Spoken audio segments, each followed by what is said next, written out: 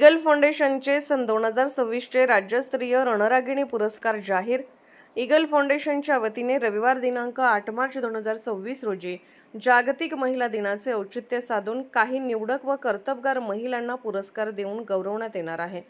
सदर कार्यक्रमाचे आयोजन हे कवी केशवसूत स्मारक मालगुंड, जिल्हा रत्नागिरी येथे सकाळी 10:30 वाजता करण्यात येणार आहे।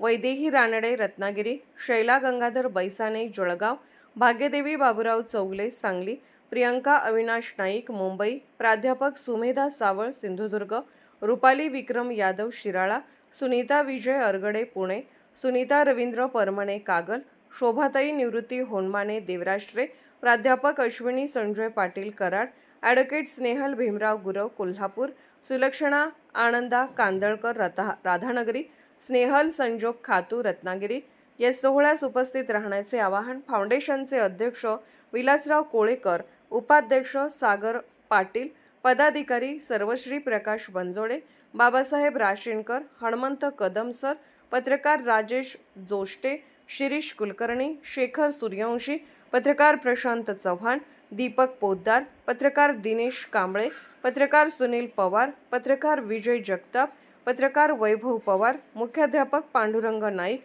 ईगल न्यूजच्या संपादिका शालन कोळेकर, पुष्पावती वंजोडे, सुलक्षणा राशीनकर आदींनी केले आहे।